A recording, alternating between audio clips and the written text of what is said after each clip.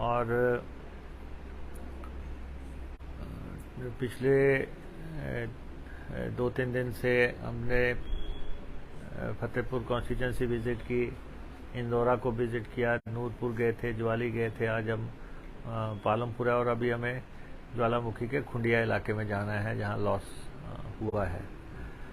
इसमें सबसे जो हैरत अंगेज करने वाला मसला है कांगड़ा डिस्ट्रिक्ट में कि पहाड़ के पहाड़ दरक गए हैं। सिंकिंग जो है, पहाड़ों का जो धंसना जो है वो उससे बहुत भारी नुकसान हुआ है, और ग्रेविटी ऑफ सिचुएशन जो है जिसको कहते हैं बहुत अलार्मिंग है। जितने घर उसमें गए हैं और आप लोगों ने उसको रिपोर्ट भी किया है, लेकिन कल जब हम वहाँ पे नूरपुर में गए, नूरपुर में भी यही था कि पूरी पहाड़ी नीचे खिसक के आ गई, और उसमें जो लोगों ने आलीशान मकान बना रखे हैं, सुंदर खूबसूरत, किसी का 20 लाख का मकान है, किसी का 15 लाख का मकान है, किसी का 50 लाख का मकान है, और बहुत ही जो है जिंदगी में एक मकान बनाना हर आदमी की तमन्ना होती है, और उस पे सारी पूंजी लगा के, और उसके बाद ऐसी स्थितियों में जब वो मकान ताश के पत्तों की तरह बिखर रहे हैं, धराशायी हो रहे हैं, तो हमने लोगों का आंखों में वो दर्द देखा और उनके आंखों में वो आंसू देखे जो उनके लाइफ टाइम की कमाई की वजह से जो है मिट्टी में मिल गए।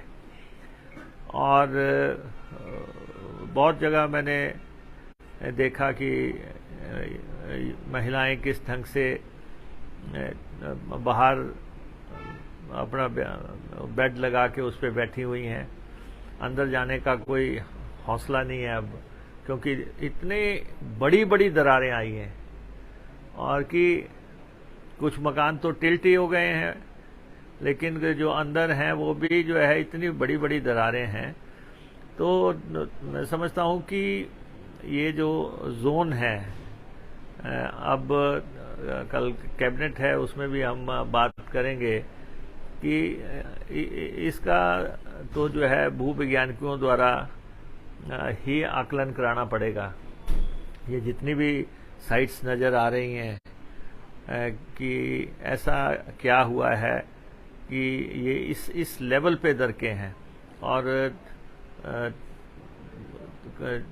चौधरी चंद्र कुमार जी की कॉन्स्टिट्यूंसी में कल हम गए थे ज्वाली में, पूरा पहाड़ नीचे मकानों में आ गया है। और इसी ढंग से सुला में जो है फोटोज हमारे पास जो आई, बहुत बुरी तरह मकान जो है डैमेज हुए हैं। अभी संजय जी बता रहे थे इनकी इलाके में किस ढंग से मकानों को प्रॉब्लम आई है। मकान तो बचे ही नहीं है, धराशायी हो गए हैं जब लैंड ही जो है। तो कांगड़ा का एक बड़ा टिपिकल प्रॉब्लम कांगड़ा में देखने को आ रही है। बाकी तो चलो पोंग डैम में पानी आया और पानी की वजह से आगे की पंचायतें धराशायी हुई, वो तो एक अलग कंसेप्ट है कि पानी 1400 फीट तक आ गया था और उनको छोड़ना था और उन्होंने छोड़ा और पंचायतें उसकी वजह से इफेक्ट हुई। उसकी वजह से वो इलाका पूरा एग्रीकल्चर का इलाका है, और खेत जो हैं वो खड्डों में बदल गए हैं। दूर दूर तक लोगों ने बड़े खून पसीने की कमाई से जो है खेत बनाए होंगे। मौके पे जाके आप देखो कि जब वो बताते हैं कि यहाँ कभी खेत था, तो आप अंदाजा भी नहीं लगा सकते कि यहाँ कभी खेत रहा भी होगा, और पैदल चलना मुश्किल हो रहा है। तो बहुत नुकसान जो है कांगड़ा में भी नजर आ रहा है। और अब देखना पड़ेगा कि अब जो क्योंकि लोगों की जमीनें हैं वहां पे साथ में, अब जमीनें भी साथ में ही दरक गई हैं। अब उनके लिए तो कोई नई पॉलिसी याद करनी पड़ेगी, कोई नई नीति का फैसला करना पड़ेगा, क्योंकि अगर तो किसी का घर डैमेज हुआ तो उसको तो घर के लिए राहत दी जा सकती है, लेकिन ये तो घर भी क्या डैमेज हुए हैं, ये तो कोठियां आलीशान बंगले जो है डैमेज हुए हैं, जिन पे सारी जिंदगी की कमाई लगी हुई है, और उसमें क्या क्या क्या मापदंड बना के फैसला होना। और दूसरा, जितनी जमीनें उनकी साथ में धराशायी हो गई हैं, उनको अल्टरनेट जमीनें वहाँ पे कैसे देना है, तो उसके बारे में भी अब डिस्कशन करनी पड़ेगी कि मकान प्लस जमीनें जो है लोगों की, लोग जमीनें तो तब छोड़ेंगे चाहे डेंजर में भी रह लेंगे, लेकिन जब तक कोई फैसला नहीं होगा कि उनका क्या होगा। तो इसलिए सारा हमने मूल्यांकन किया है, और हालांकि जिन लोगों के मकान धराशायी उनको अभी फौरी राहत के तौर पे 1-1 लाख रुपए मुहैया करवा रहे हैं। कल भी जहाँ मैं गया वहाँ पे 9-10 लाख रुपए के आसपास हमने उनको दिया।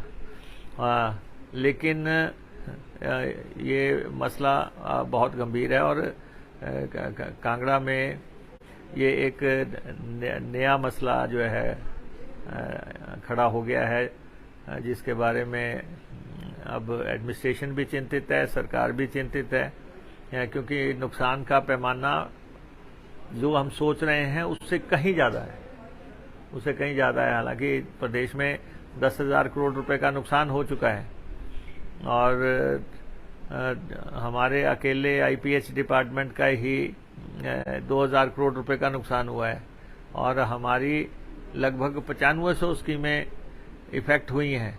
लेकिन अभी तो हमने किसी भी ढंग से पानी चलाया हुआ है, अल्टरनेट तरीके से चला दिया, कहीं डाइवर्शन करके चला दिया, लेकिन हमारी स्कीमों को बहुत मेजर डैमेज हुआ है, जिसको मुझे लगता है कि इस डैमेज को ठीक करने के लिए करोड़ों रुपए चाहिए, करोड़ों भी क्या, अरबों में पैसा चाहिए, जो क्योंकि नदी किनारे हमारे पंप हाउस हैं, पंपिंग मशीनरी हैं, उनमें गाद भर गया है, लाइंस पूरी चली गई हैं, लेकिन उसके बावजूद भी लोगों ने मेहनत की है, डिपार्टमेंट के ऑफिसर्स ने, कर्मचारियों ने, फ्रंटलाइन वर्कर्स ने पानी चला के रखा है। लेकिन जो हमारे पास अब तक जो हमारे पास रिसोर्सेज थे वो हमने सारे इसमें झोंक दिए ताकि हिमाचल में पानी दिया जा सके। 2 चरणों में जितना लॉस हुआ उसके बावजूद भी हम आज पूरे प्रदेश में पानी दे रहे हैं, लेकिन बहुत स्कीमें ऐसी हैं जिनको की रिपेयर करने के लिए बहुत बड़ी राशि की अब जरूरत नजर आ रही है। तो इसलिए रिलीफ हुआ, रिलीफ रेस्टोरेशन तो चलाएंगे, साथ में विकास का पहिया भी जाम ना हो, विकास, राहत, पुनर्वास एवं विकास, अब 3 एजेंडे हमें चलाने पड़ेंगे साथ साथ। राहत भी करेंगे, पुनर्वास भी करेंगे, साथ में विकास भी हो, और ताकि प्रदेश को आगे कैसे लेके जाना है वो हम प्रयास कर रहे हैं।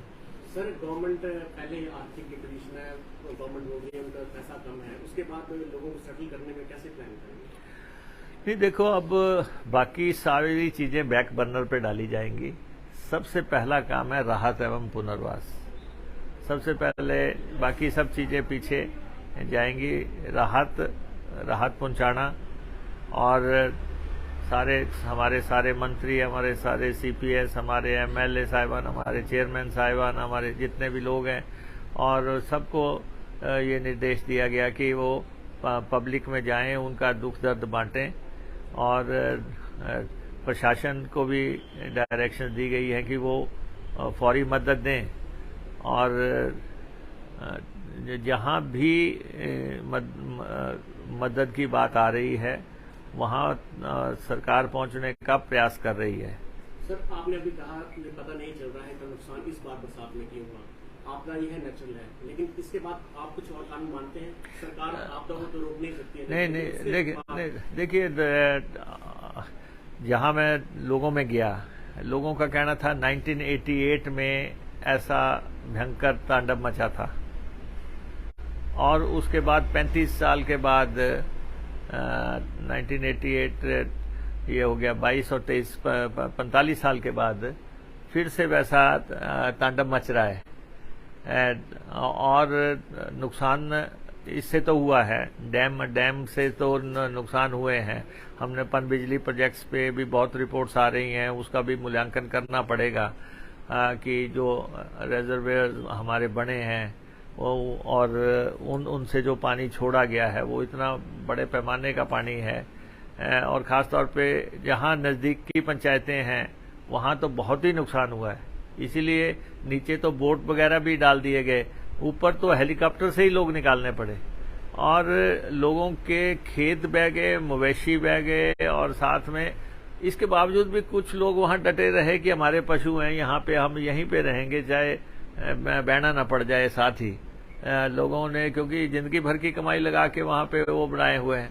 कुछ लोगों का ये कहना था कि हमने मालिकों से जमीनें ले रखी हैं, अब मुआवजा मालिकों को मिलेगा, नुकसान हमारा हुआ है, और तो वो भी हमें देखना पड़ेगा कि लेकिन 2-3 फैक्टर्स तो हिमाचल को लेके निश्चित तौर पे है। एक तो ये जो डैम्स हैं, डैम्स को लेके पहले भी चर्चाएं होती रही हैं और अब भी चर्चाएं हो रही हैं। नेशनल हाईवेज भी एक इशू बिल्कुल सामने आया है कि जैसे कुल्लू मनाली पूरा नेशनल हाईवे बह गया, और मंडी से आगे बहुत बुरा हाल है, और मुझे लगता है कि सैकड़ों करोड़ रुपए जो है नेशनल हाईवे की रिपेयर में लगेगी। और खास तौर पे हमारा जो है कालका शिमला कभी बंद नहीं हुआ था जब तक 2 लेन था। जब अब 4 लेन हुआ और वहाँ पे भयंकर जो है ऊपर से पहाड़ आए हैं, पहाड़ों का कटान इस तरीके से हुआ कि क्योंकि जिन कंपनियों को ये काम मिला था, जब मैं इंडस्ट्री मिनिस्टर था तब हमने इनको नोटिस भी भेजा था, क्योंकि जिस तरीके से इन्होंने कटान किया है, एक तो सड़क के लिए जो पत्थर चाहिए था वो भी उसी पहाड़ से निकाला, एक जो साइड पे रिटेनिंग वॉल लगनी थी उसके लिए भी वहीं से पत्थर निकाला, एक जो नीचे डंगा लगना था उसके लिए भी पत्थर वहीं से निकाला, और फिर उसके बाद और पत्थर निकाल के उसको बाहर की सड़कों के लिए बेच दिया। और इसलिए वहां पे इतना जबरदस्त कटान हुआ है पहाड़ों का। और हिमाचल के पहाड़ तो अभी शैशव काल में है, कच्चे पहाड़ हैं, और इसलिए वहां पे लगातार इतनी जगह मलबा नीचे आया है कि उसको भी उठाते हुए इसमें लग जाएगा। तो ये लगभग हर नेशनल हाईवे के पास नजर आ रहा है। थर्ड जो है नदियों का कारण तो है ही है कि लोग नदियों में भी बसे हुए हैं, और पहले तो लगता था कि कोई खतरा नहीं होगा, लेकिन अब जो है नदियां जो है पूरे उफान पे जब आई हैं, और मकान भी गए हैं, गाड़ियां भी गई हैं, इंसान भी गया है, और इसीलिए जो है 350 से ज्यादा तो डेथ्स हो गई हैं, और 50 से ज्यादा लोग मिसिंग हैं। आप देखें कि शिमला में जो शिव मंदिर है वहां पे बादल फटा, और बादल फटने से जो है 17 बॉडीज तो अब तक निकल चुकी हैं। ऐसे ही हमारे जो है फागली में पेड़ गिरे बिल्डिंग के नीचे, उसमें जो है 5 लोगों की डेथ हो गई। सोलन के मबलीग में 7 लोगों की जान एक मुश्त ही चली गई। आप सिरमौर में देखें, वहां पे एक परिवार के 5 लोग जो है मकान के नीचे दब के मर गए, और मंडी के प्राशर में 6-7 लोग जो है जमीन में धंसने की वजह से, मकान के उसमें चले जाने से वहां भी 5-6 लोगों की डेथ हो गई। ऐसे ही हमारा पुलिस का बल था चंबा में, 6 लोग बटालियन के उसमें मारे गए, एक और व्यक्ति उनके साथ था। तो ये जगह जगह ह्यूमन लॉस बहुत है। वो जो बस कुल्लू में पहले उसमें पंजाब रोडवेज की बस थी, उसके कितनी सवारियां बाद में जो है मिल रही हैं। तो इसलिए लगातार प्रदेश में जाने भी गई हैं, पुल चले गए हैं, सड़कें चली गई हैं, और इनका निर्माण हो सकता है, लेकिन जो एरिया ही धंस रहे हैं, जो सिंक कर रहे हैं, जो नीचे तक जा रहे हैं, ये तो एक नई वो दिक्कत खड़ी हो गई कि वो खिसक के जो है नीचे आ रहा है पहाड़, और फिर उस पे जो बाकी लोग हैं उनको वहां से हटाना पड़ रहा है। सबसे बड़ी जो है मैं ये देख रहा हूँ कि ईश्वर जब एक रास्ता बंद करता है, कोई दूसरा खुलता है। जरूर बरसात के बाद कुछ ना कुछ पता लगेगा कि क्या होना है, लेकिन लोगों के जो मकान गए हैं और जो मकानों के साथ लोगों का प्यार जो जुड़ा हुआ था, वो आज अब देखते बन रहा है। सर, आप खुद जा रहे हैं जगह जगह, आपने कहा भी कि जिला कांगड़ा में बहुत नुकसान हुआ है, तो जहां पर प्रभावित लोग ज्यादा है, स्पेशल पैकेज की बात की जाएगी? नहीं, पैकेज तो अब ये है कि अब कोई पॉलिसी तो बनानी पड़ेगी। अब कल कैबिनेट है, कल मंत्रिमंडल की मीटिंग है, उसमें डिस्कशन में आएगा। एक तो है कि किसी का मकान डैमेज हुआ, उसको हम फौरी राहत 1 लाख रुपया देंगे, लेकिन जिनकी कोठियां डैमेज हो गई, कोठियां जिनकी रहने वाले नहीं है, वो उनके लिए तो उसके अलावा उस जगह पे रिकंस्ट्रक्शन का तो सोचा नहीं जा सकता। नहीं, वो नहीं हो सकता। कोई सोचे कि मैं दोबारा यहीं पे मकान बना लूंगा, वो पॉसिबल ही नहीं है। जो कंडीशन हमने देखी है वहाँ जाके, हाँ। उस हिसाब से तो ऐसा लगता है कि वहाँ पे तो कोई दोबारा मकान बनने, क्योंकि नहीं, 8 फुट पे भी नीचे सिंकिंग हो रही है, ऊपर भी सिंकिंग हो रही है, साइड में भी सिंकिंग। नहीं, और देखो, और कुछ एरियाज में तो क्रशर्स भी नजर आ रहे हैं, और लोगों का इस समय क्रशर पर गुस्सा था। मैं फतेहपुर में था, क्रशरों को लेकर लोगों का बहुत गुस्सा था। इंदौरा में भी क्रशर्स को लेकर बहुत गुस्सा था। तो ये जो है, चाहे डैम्स का मसला हो, चाहे नेशनल हाईवे का मसला हो, चाहे नदियों का मसला हो, चाहे क्रशर्स का मसला हो, ये मल्टीपल चीजें जो हैं, और सैंक्शन हो गए हैं कांगड़ा में 6 और सैंक्शन हो गए। तो ये जो है ना, इजी मनी के लिए, ये क्रशर का मसला तो ये इजी मनी के लिए चंद लोग जो हैं, इतना ग्रीड और इतना लस्ट हो गया है लोगों में कि अब जो वहां पे फतेहपुर एरिया में क्रशर लगा है, तो वो कहते हैं कि नो मैन लैंड पे है, कि वो हिमाचल की बाउंड्री पे के और पंजाब की बाउंड्री दोनों के बीच में लगा है, कहते हैं जी। वहाँ पे प्रेशर पड़ रहा है आईपीएच डिपार्टमेंट के ऊपर कि आपके जो टैंक्स बने उनको हटा दिया जाए, और वहाँ नहीं, अब वहां पे नहीं, और इतना जो क्रशर्स का जो निकाला हुआ है, मैं कहता हूं कि पहाड़ों को मात कर रहा है। ऐसे गगनचुंबी जो है भंडारण किए हुए हैं, क्योंकि मैं बहुत जगह क्रशरों पे भी जाके आया, जो जब हमने देखा ज्वाली कॉन्स्टिट्यूंसी में, जब पूरे मकान नीचे चले गए और साथ में सामने देखा तो भारी भरकम क्रशर लगा और इतना स्टोर कर रखा है, तो लोगों का गुस्सा वहां भी फूट रहा है। मल्टीपल कारण हैं, और सरकार सारा चीजों का अध्ययन करके, इस समय तो पोस्टमार्टम करने का समय नहीं है, इस समय तो रिलीफ रेस्टोरेशन का ही समय है। सर, ये हमने प्राकृतिक आपदा की बात की, लेकिन सामाजिक आपदा भी एक आई हुई है जिस पर न कोई संवेदनशील दिख रहा है। बीते कल ही चिट्टे से एक युवक की, 25 वर्षीय युवक की पालमपुर में राम चौक में जो है वो मौत हुई है। तो सर, इस पर चिट्टे पर सरकार को मुझे लगता है बहुत संवेदनशीलता दिखानी चाहिए। नहीं, देखिए, चिट्टा और खनन जो है परमानेंट सब्जेक्ट हैं, और इनको डील कर रहे हैं, और बड़ा फर्मली डील कर रहे हैं हम। और हमने हर जगह पे प्रशासन को कहा है, एसपीज को कहा है कि चिट्टे वाला बख्शना नहीं है किसी भी हालत में। और पता नहीं कितने लोग इसमें जेल की सलाखों में डाले जा रहे हैं, रोज पकड़े जा रहे हैं, और पुलिस को बिल्कुल फ्री हैंड दिया हुआ है कि आप रोज अखबारों में अगर देख रहे हैं कि चिट्टे वाले पकड़े जा रहे हैं, तो इतना मैं आपको अश्योर करता हूं कि लगभग 1-1.5 साल के अंदर ये चिट्टे वालों का नेक्सस मिटा देंगे हम, और जिस ताकत से लगे हुए हैं। और क्योंकि ये नेक्सस सिर्फ स्टेट का नेक्सस नहीं है, ये बॉर्डर से शुरू होता है।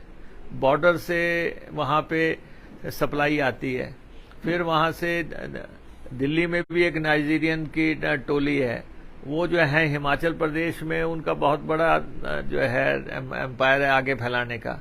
और फिर जो है आगे छोटी छोटी पुड़ियां करके जो है किस ढंग से इन्होंने महिलाएं भी इसमें शामिल की हैं, कई जगह लड़कियां शामिल कर ली हैं। और क्योंकि ये भी एक इजी मनी है, और जो है खासतौर पे बॉर्डर इलाके में हम इस समस्या से जूझते रहे हैं, लेकिन मैं आपको बताऊं, दृढ़ राजनीतिक इच्छा शक्ति है हमारी। हमने पुलिस को पूरे प्रदेश में कहा है कि इसके खिलाफ जो है आप पूरा एक्शन लें। अगर आपको लगता है कि कोई पॉलिटिशियन चिट्टे में आपको कोई फोन कर रहा है, आपको कोई सिफारिश कर रहा है, आपको छोड़ने को कह रहा है, आप उसका भी नाम उजागर कर दो।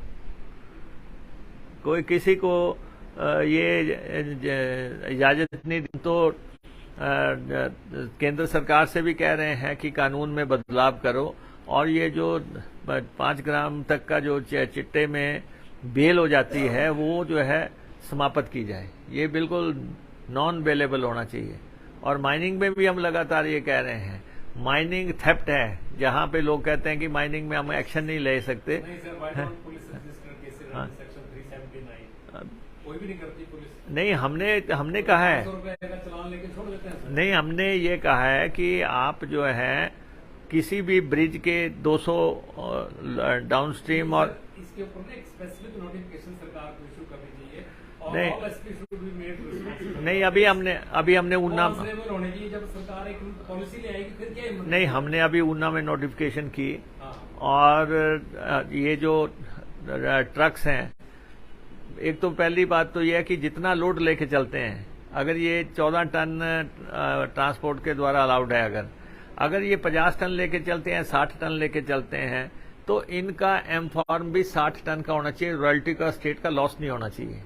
अब क्या है कि जितना रॉयल्टी कम होती है, जितना ये लोड लेके चलते हैं और जितने का एम फॉर्म होता है, पंजाब वाले तो इनसे पैसा ले लेते हैं 150 रुपए के हिसाब से। सारी सड़कें डैमेज कर दी। सड़कें डैमेज हैं तो, और दूसरा 9 टन परमिसिबल लिमिट है, 50 टन से 40 टन से कम किसको नहीं, और एक्स्ट्रा बॉडीज लगी हुई हैं। लेकिन पर मैं ये कहता हूं कि चिट्टा एंड खनन आज का हमारा सब्जेक्ट नहीं है। हमारा आज का चिंता का विषय जो है, ये जो पहाड़ सिंक कर रहे हैं और उससे जो अलार्मिंग पोजीशन खड़ी हुई है, और उसमें लोगों के घर तो गए हैं, उनके खेत भी चले गए, उनकी प्रॉपर्टीज चली गई सारी, और उसके लिए अब नए सिरे से नई पॉलिसी कि उनको कहाँ पे जमीनें देनी है, कहाँ पे बसाना है। वैसे तो डिप्टी कमिश्नर से कहा है कि अल्टरनेट लैंड्स वो आइडेंटिफाई करें और कहाँ पे उनको दिया जा सकता है। लेकिन स्थिति सामान्य होने के बाद ही पता लगेगा, जैसे ही बरसात खत्म होगी उसके बाद पता लगेगा कि कौन सा व्यक्ति क्या चाहता है। सर, 2 चीजों की स्टडी जरूरी है। एक तो जियोग्राफिकल एस्पेक्ट कि उसमें जियोग्राफिकल चेंजेस है क्या है, और दूसरा क्लाइमेट चेंजेस। बिल्कुल, इन 2 चीजों के ऊपर सरकार को बिल्कुल गंभीरता से सोचना चाहिए। उसके बाद ही इन लोगों की रिहेबिलिटेशन हो सकती है। उससे पहले तो गवर्नमेंट करेगी भी कुछ, तो दैट वुड बी बेस्ट। नहीं, ऐसा ना, सैचुरेशन, पानी का सैचुरेशन कुछ इस तरीके से हुआ है कि अंदर ही अंदर पानी जाता रहा, और आज स्थिति ये हो गई कि पहाड़ जो हैं उनको कहाँ थे और कहाँ पहुंच रहे हैं। सर, शिमला की बात की जाए तो मानते हैं आप ड्रेनेज सिस्टम भी बिल्कुल फेल हुआ है, जिस करके भी ये चीजें हुई हैं? नहीं, अब ऐसा ना कि शिमला में तो मल्टीपल फैक्टर्स हैं। चप्पे चप्पे पे मकान आ गए हैं, चप्पे चप्पे पे, और शिमला कितनी आबादी के लिए बसाया गया था, वहाँ कितनी आबादी हो गई, टूरिस्ट आबादी भी आ रही है, और हमारी सारी जो नगरियाँ हैं उनमें टूरिस्ट बड़े संख्या में आ रहे हैं। तो पीछे वो भी कर दी शिमला में कंस्ट्रक्शन जोन पे, कैबिनेट में भी आप ले आए, despite the fact Shimla is facing the worst ever crisis, और सुप्रीम कोर्ट या एनजीटी ने इंटरवीन करती तो आपकी गवर्नमेंट तो दे रही थी वहाँ। नहीं, देखिए, ऐसा है कि अभी जो बरसात में जो हुआ है हिमाचल प्रदेश में, और उसके बाद बहुत सी पॉलिसीज जो हैं उनके ऊपर, उसके बाद बहुत सी पॉलिसीज पे पुनर्गौर होगा अब। लेकिन अभी तक तो इमीडिएट हमारा रिलीफ एंड रेस्टोरेशन है, वो हमने उस पे हम ध्यान केंद्रित कर रहे हैं, और गांव में हम जा रहे हैं, एक एक गांव में जा रहे हैं, और तस्वीरें देखने के बाद ही मैं आप लोगों से बात कर रहा हूं कि सबसे दुखद ये है कि लोगों के जिसका घर गया है, उसका आंख का आंसू जो है वो बता रहा है कि कितना सारी जीवन की पूंजी उसकी बर्बाद हो गई है।